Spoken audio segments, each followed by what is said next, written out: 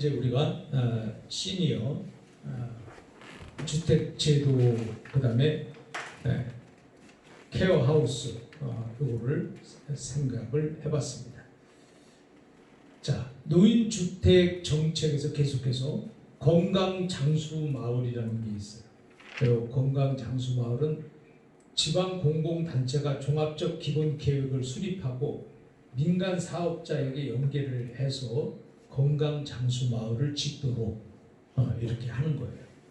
그래서 기본 계획은 후생성의 보조를 받고 그 다음에 지방자치단체가 주체가 돼서 수립을 하는 겁니다. 이런 건강장수마을이 있으면 여러분들도 가고 싶잖아요. 가고 싶은데 이제 그 돈이 얼마큼 드는지 그런 것도 계산을 한번 해봐야 되겠죠. 나중에 늙어서 여러분들이 가시면 건강장수마을이면 건강하게 오래 산다는 마을 아니에요. 자, 그 다음에 우리가 노인주택의 현안 문제점을 한번 생각을 해보겠어요. 노인주택 사업의 기반 여건이 부족하다. 노인중 실버타운과 관련해서 우리나라는 아직 완전한 의미의 노인 출락의 기반 여건 구성이 미흡하다. 자, 우리나라는 노인들끼리 이렇게 모여 산다. 그럼 뭔가 좀 이렇게 거부 반응이 일어나요. 근데 외국 같은 경우는 그런 게 아니고 오히려 더 선호하고 이렇게 좋다고 생각을 하는데 우리나라 사람들은 거기 뭐 노인네들이 사는데 뭐 이런 식으로 별로 좋지 않은 인식 때문에 우리나라는 이게 아직 완전한 의미의 노인 출락의 기반 여건 구성이 미흡하다. 그래서 앞으로 이제 지금 현재 문제점은 바로 이런 것들이에요. 그래서 노인주택 사업의 기반 요건이 부족하다. 그 다음에 노인주택 사업의 활성화를 위해서는 노인의 수입 단절을 막아주는 소득 보장과 노인의 건강한 삶을 유지해야 하는 의료 보장, 그 다음에 안락한 생을 보낼 수 있는 주택 보장과 사회적 심리적 고립과 소외를 막아주는 사회적 서비스와 같은 기반이 선행 또는 병행이 이루어져야 된다. 잘 보세요. 노인주택 사업을 활성화하기 위해서는 소득 보장이 돼야 된다는 거예요. 노인들로 하여금 소득 보장.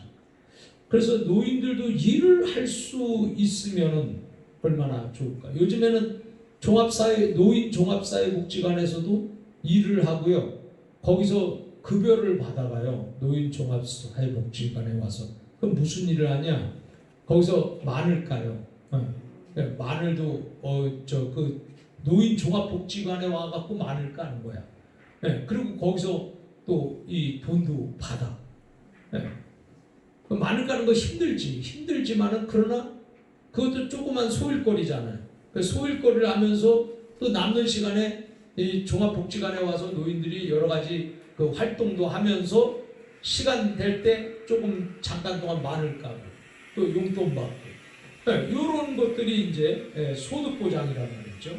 그래서 소득 보장이 이루어져야 된다는 거예요. 그 다음에 두 번째는 당연히 의료 보장이 돼야 되겠죠. 그래서 이 노인주택 사업에는 반드시 거기에는 병원이 무조건 한 개, 종합병원 한 개 이상이 그 병원에 설치가 돼야 되는 거예요. 그런데 이제 우리나라 이제 종합병원 정도 되게 되면은 이게 노인의 그 규모가 커야 되는데 그렇지만은 규모가 작더라도 이게 여러 가지를 함께 할 수 있는 그런 종합병원 그런 것이 필요하다. 그래서 의료 보장이 돼야 된다. 그 다음에 안락한 생활을 보낼 수 있는 주택이 보장돼야 돼. 주택. 그래서 노인에게 있어서 소득, 의료, 주택 보장. 이거 세 번째죠. 그 다음에 서비스, 사회적 서비스. 이 네 가지가 굉장히 중요해요. 오늘 여러분들은 여기에서 이 프로그램 이 강의를 들으면서 반드시 이거를 써내야 돼요. 여러분 다른 거 한 페이지에 그 페이지에 들어가는 게 자 노인 주택 사업의 활성화, 노인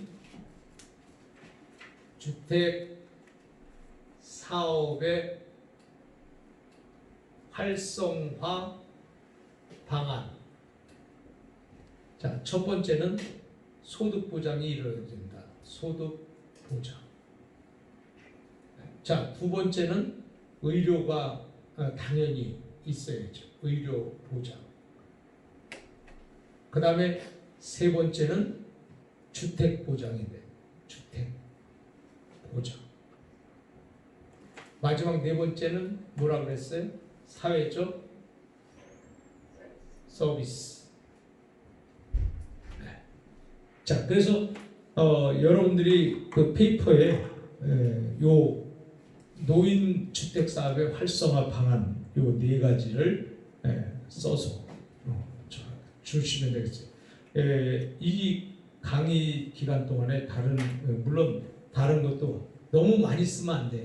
너무 많이 쓸 필요 없고 한 페이지만 여러분이 쓰는데 그 한 페이지 속에 요 5줄 하나 둘 셋 넷 5줄은 반드시 들어가야 된다.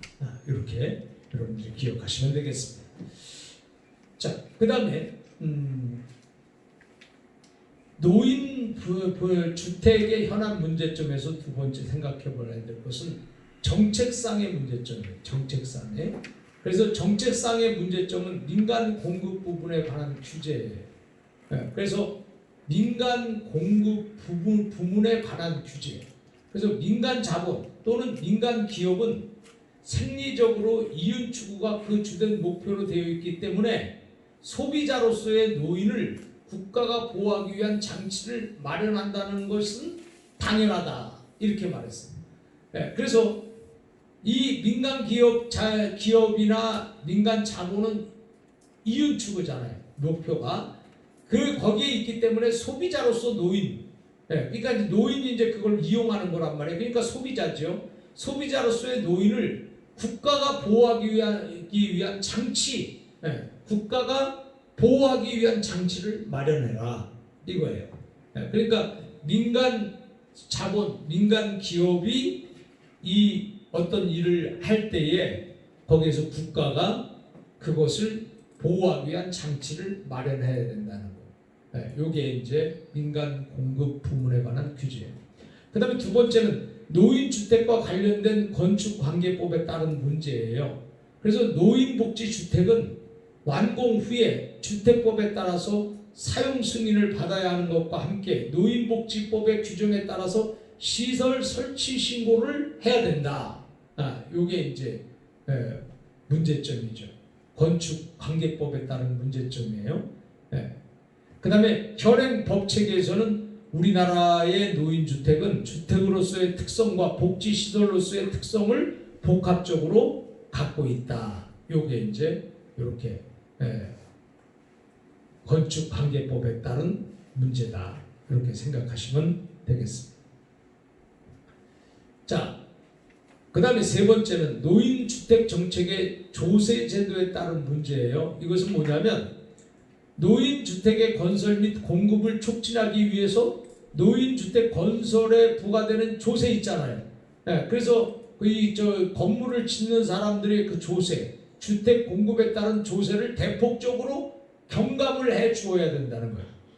그래서 이 주택 공급에 따르는 조세, 그러니까 예를 들어서 주택을 하나 사기 위해서 많은 세금 내는 거 이런 것에 대해서 대폭적으로 경감을 해 주어야 하고 세제상 많은 혜택을 주어야 노인주택 건설 사업의 활성화가 이루어질 수 있다. 이런 얘기입니다. 자, 그 다음에 네 번째는 주택금융제도에 따른 문제예요. 우리나라의 주택금융제도는 현재 저소득층이나 고령자를 위한 공공임대정책에서는 어느 정도 지원이 되고 있지만 노인주택을 위한 금융자원은 매우 부족한 실정이다. 그래서 노인주택을 위한 금융지원이 필요하다. 그래서 금융지원, 여기에 문제가 있다. 이런 얘기입니다. 자, 이제 노인주택의 과제에 대해서 생각을 해보겠습니다. 노인주택의 과제는 첫째는 노인주택을 공급 확대해야죠. 그래서 노인이 보다 독립적이고 자율적이며 심리적으로 안정된 주거 생활을 영위할 수 있도록 하기 위해서는 우리나라에서도 노인주택이라는 개념이 보편화되어야 된다.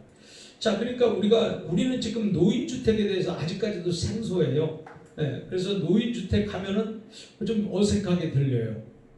그래서 노인주택, 그러면 거기 노인이 산다는 얘기냐, 아니면 노인을 위한다는 얘기냐, 아니면 노인들끼리 사는 거냐, 아니면 이런 것들이 이렇게 개념이 아직 이렇게 확실하게 이 국민들 속에 들어가 있지 않다.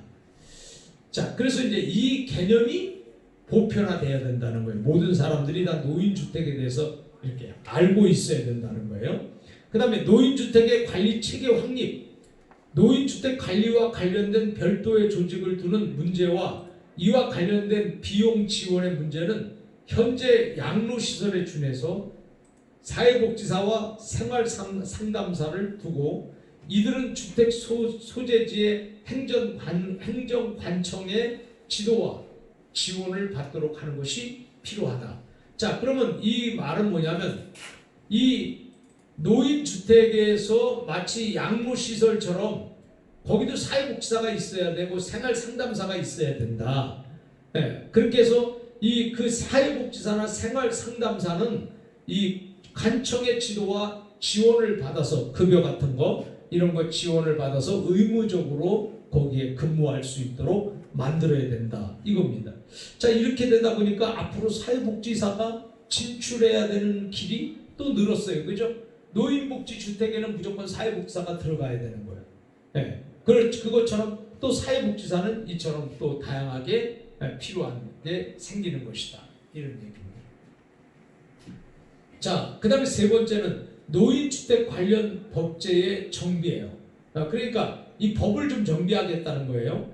노인주택이 활발하게 공급되기 위해서는 공급에 앞서 인식체계 개선과 공급체계 개선 방안과 관리체계 개선 방안을 제시하면서 나타난 관련된 법제의 정비가 필수적으로 마련해야 된다.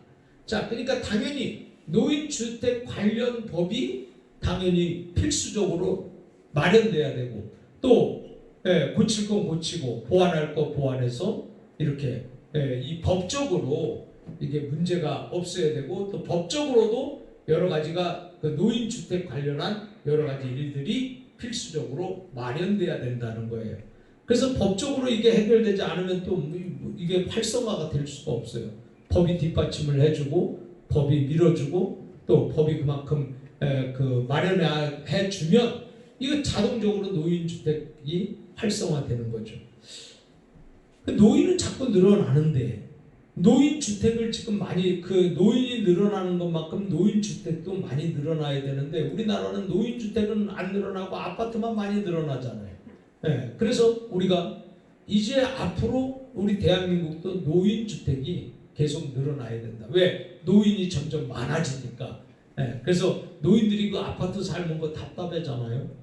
차라리 노인주택에 가서 살면은 거기 시설 좋고 또 편의한 거 다 있고, 그 다음에 또 공기 좋고, 또 그 다음에 삶의 질 좋고, 이렇게 해야 되는데 아파트보다는 오히려 노인들은 노인주택을 더 선호할 수가 있는 거예요. 근데 지금 보면은 아파트 안에서 마치 그냥 그 노인들이 갇혀 있는 거나 마찬가지지 노인주택에 가서 그냥 차라리 좀 이렇게 활동도 하면서 살면 얼마나 행복하겠습니까?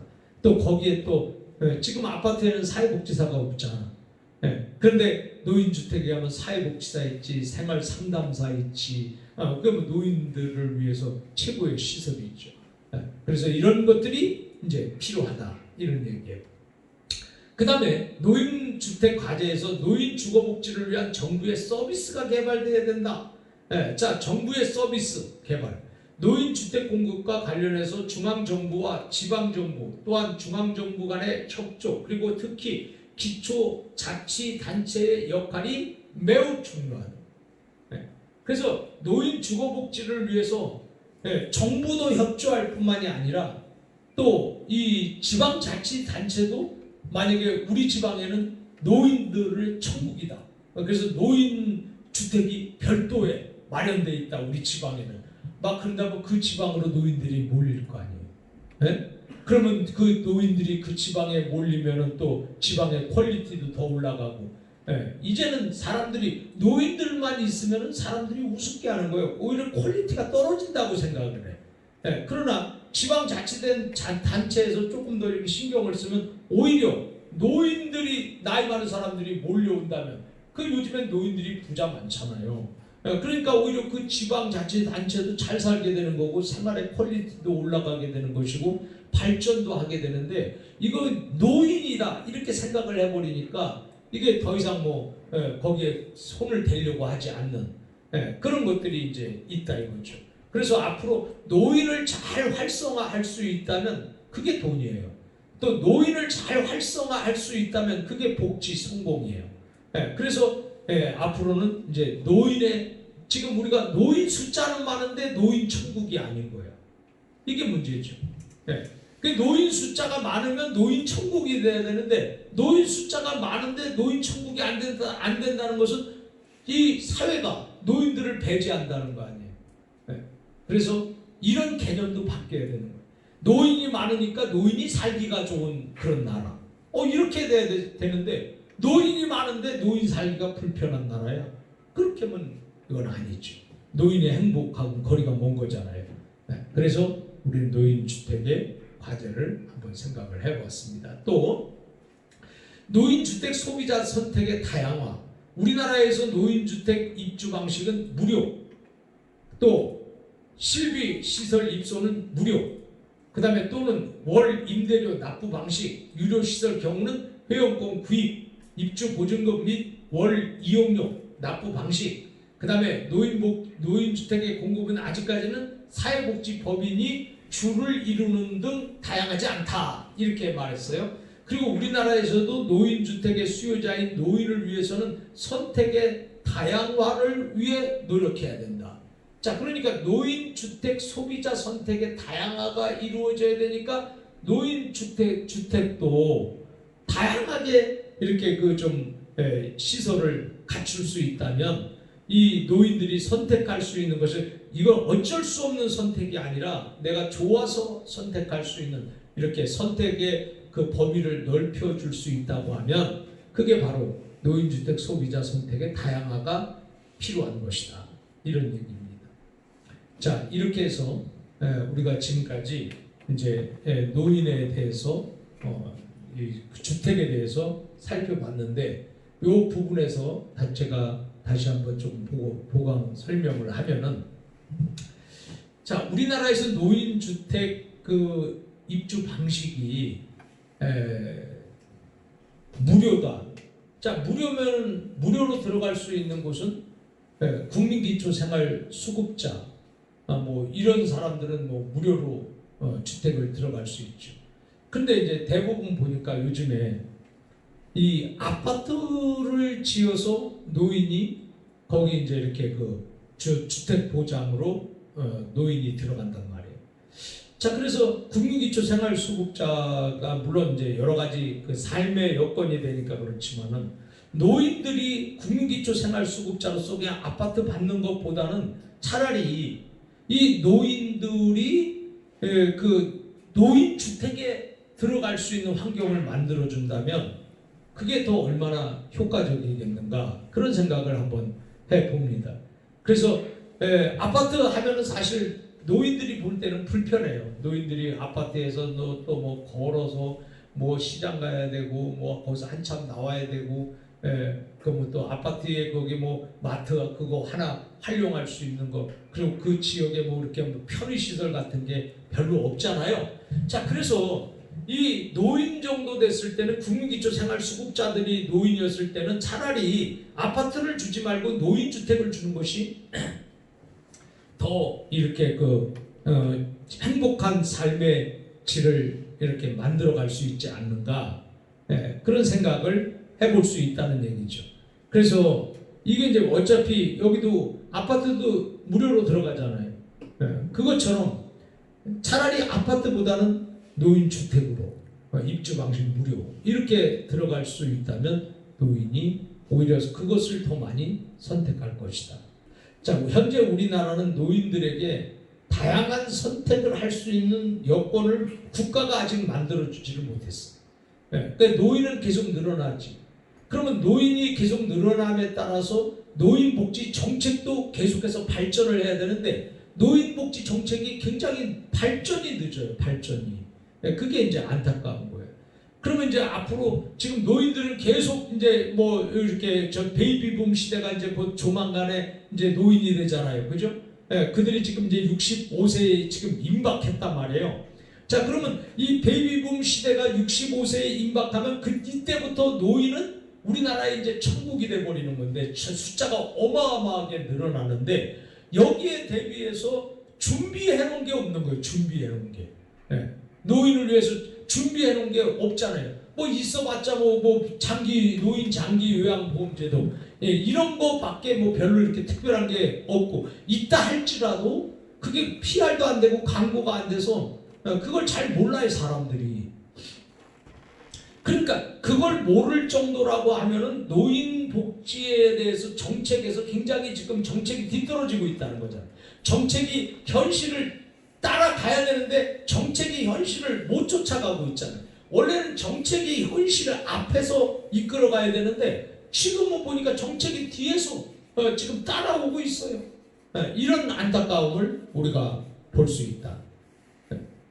그래서 우리나라에 이제 지금 당장 불과 앞으로 3년 안에 들이닥칠 이 베이비붐 시대, 이 베이비붐 시대가 노인으로 딱 들어오는 이때에 이거 국가가 어떻게 감당할지 저는 개인적으로 생각할 때 참 너무나 안타깝고 준비가 되지 않은 상태로 있는 국가를 보면서 좀 이렇게 어떻게 보면 이 국회의원들이나 정치하는 사람들이 너무 관심도 없고 이제 앞으로 이제 이렇게 또 이 세대가 점점 바뀐단 말이에요. 그래서 옛날에 국회의원 뭐 할 줄은 나이가 많아서 그래도 나이가 많기 때문에 뭐 노인 세대를 많이 이해를 하는데 요즘에는 이제 국회의원들이 뭐 40대 기수다 막 이렇게 되다 보니까 그 사람들에게는 노인이 되려면 아직 20-30년 더 있어야 되는 이런 입장에 있다 보니까 이제 앞으로 노인복지 정책도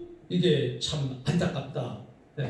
그래서 법도 좀 이렇게 좀 다시 이렇게 좀 이렇게 더 개발시켜야 되고 발전시켜야 되고 편리 쪽으로 더 가야 되고 장려 쪽으로 나가야 되는데 그게 안 되는 것이 너무 안타깝다는 얘기죠. 그래서 앞으로 3년 후에 들이닥칠 대한민국의 그 노인의 발언, 이건 어마어마한데 3년 후에 지금 준비된 게 없잖아요. 그래서 우리는 이게 이제 안타까운 거예요. 그래서 베이비붐 시대가 58년 아닙니까? 58년 개띠를 중심으로 했을 텐데 그 58년 개띠가 지금 63살이요. 63살 정도 됩니다. 이제 62에서 3세. 자, 그러면 그 사람들이 65세로 딱 됐을 때는 이건 뭐 국가가 이제 그때부터 노인이 막 최고로 기하급수적으로 막 늘어나는데 이거 어떻게 감당하려고? 그래서 노인복지는 이게 정책이 너무 다른 거에 비해서 뒤떨어지고 있다는 거죠. 그래서 이게 안타까워요. 그래서 우리가 이 노인이 돼서도 그 대책도 없이 그 노인을 맡게 되는 거죠. 가뜩이나 이 노인들이 처음에 65세가 딱 되면 노인이라는 것을 실감하지 못해요. 본인들이 그 실감하지 못하고 또 지금 65세한테 아이 노인 자리에 앉으세요 막 이래봐요. 성질내요? 지금 65세가 노인이잖아요. 그런데 65세 딱 돼서 아유 노인 양반 여기 자리에 앉으시라고 이렇게 딱 하고 누가 일어나봐. 얼마나 기분이 좋겠어요? 기분이 나쁘겠어요? 그러니까 사람이 노인이 돼도요 노인 소리는 듣기 싫은 거야. 자, 그러면 이렇게 되면 차라리 노인에 대해서 완벽한 준비가 돼 있고 노인을 위해서 대책이 마련돼 있고 또 노인이 세계에서 아주 이렇게 행복한 삶을 누릴 수 있다고 하면은 빨리 적응을 하는데 그게 안 되니까 적응이 늦어지는 거죠. 그래서 이 노인 주택의 이 소비자 선택의 다양화 이런 것들이 우리에게 필요하다는 것. 그래서 여러분들은 이제 여러분들이 앞으로 노년이 됐을 때 말이에요. 노년이 됐을 때는 좋은 노인주택에서 살 수 있는 그 날이 빨리 오도록 우리나라 정책도 발전되기를 바랍니다. 그러면서 마치겠습니다.